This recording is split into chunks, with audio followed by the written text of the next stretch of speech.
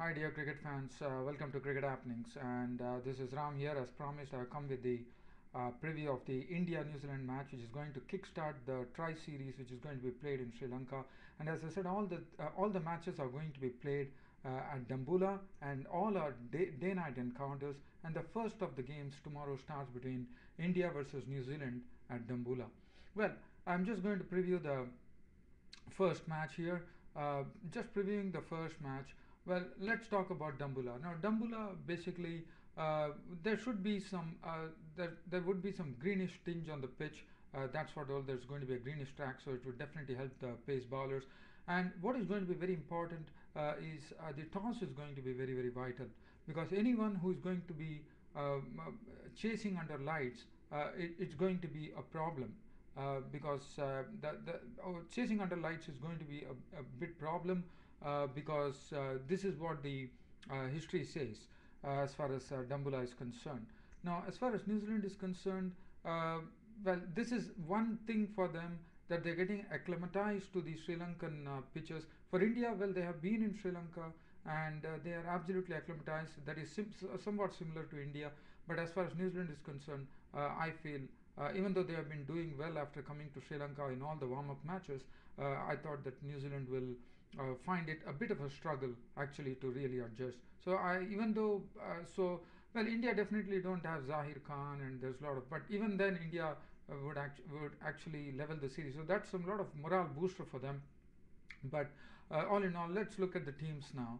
Now, looking at the teams here, as far as India is concerned, well, Virendra Sehwag is in some tremendous form, and New Zealand would be really wary of Virendra Sehwag, because they would like to see the back of Virendra Sehwag as quickly as possible, because he is in some tremendous form. This series, he was the man of the series. So just you can imagine what would be going through New Zealand's bowlers. Their first thing that they would be doing is they would be planning a strategy how to get Virendra Sehwag out, because he is the key for India, and this is a one-day match. And let me tell you, and this is his cup of tea. Well, and Dinesh Karthik or Virat Kohli. Now, whether Dinesh Karthik opens with him or Virat Kohli is going to open, that is going to be the question. But going by experience, it could be Dinesh Karthik who would open. But again, one has to wait and watch.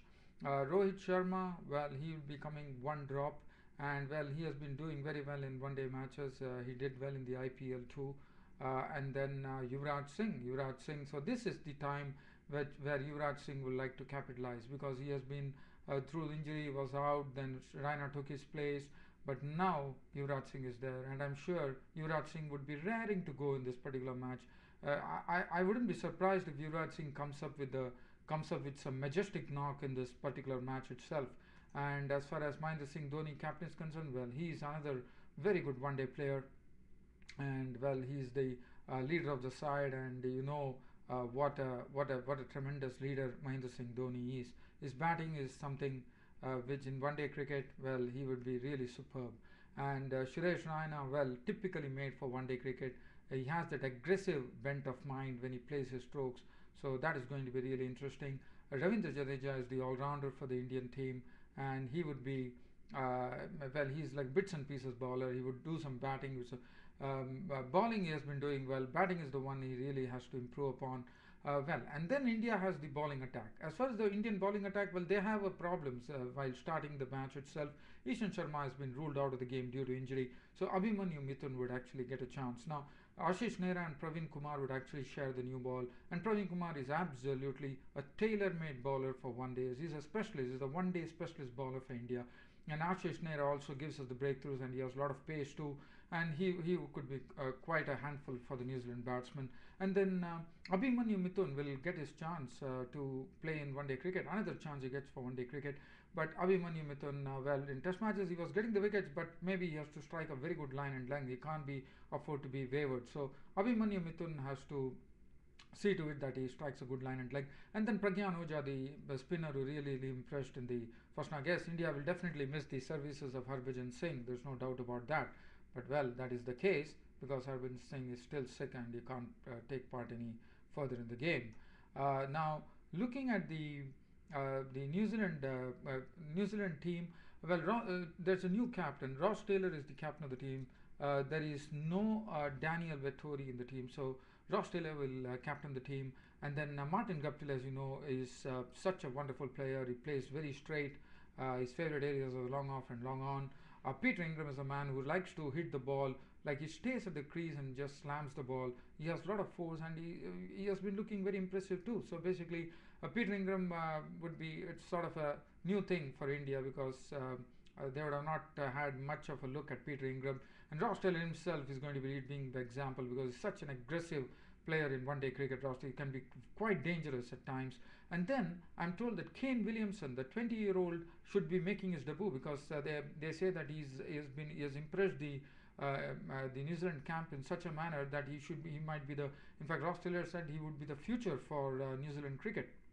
That says it all. So he would make his debut, and I'm told he has done impressively in the New Zealand domestic scene. And then Scott Styris, there's been some good form. He's been showing some very good all-round prowess, so that would be augur well.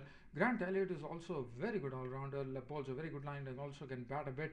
And Gareth Hopkins, the wicket-keeper, will be done. And then we have, when the person missing is Brendan McCullum. There's no Brendan McCullum, so that is a big task for New Zealand. They're definitely going to miss the services of Brendan McCullum. His brother Nathan McCullum is right-arm off-spinner, also a handy bat. And then Gareth Hopkins is also a very good batsman in one-day cricket, and is also a good wicket-keeper too. And then the bowling. When we come to the bowling, what we see is Daryl Tuffy. Daryl Tuffy has been doing well of late.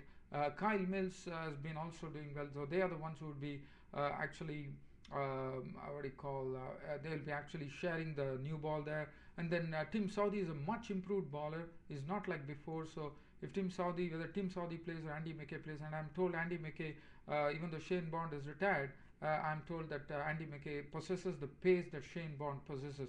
So that is some good news for New Zealand. And Andy Mackay has been impressive. He played against Bangladesh. He played a few matches against Australia too.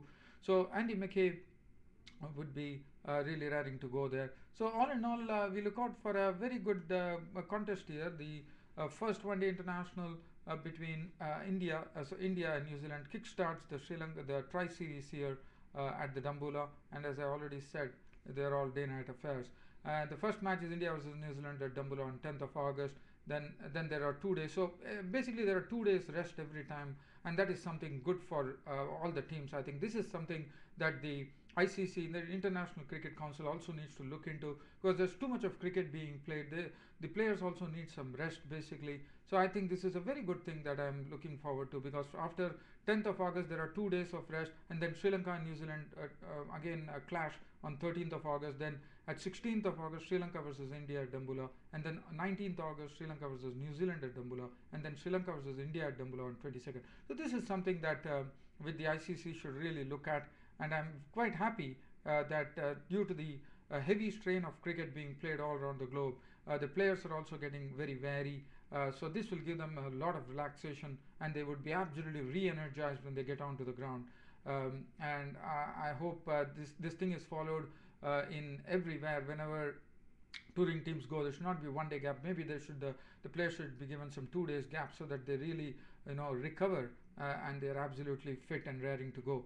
So it augurs well, dear cricket fans. Well, dear cricket fans, I have to end my cricket preview here. Hope we have a cracker of a game tomorrow between India and New Zealand at Dambulla, the day-night encounter. As I said, Sri Lanka 2:30 local time it starts over there, and one looks forward to a very enthralling game of cricket at the Dambulla cricket ground tomorrow. That's it, dear cricket fans, for Cricket Happenings. This is Ram signing off and bidding and saying good night. Thank you.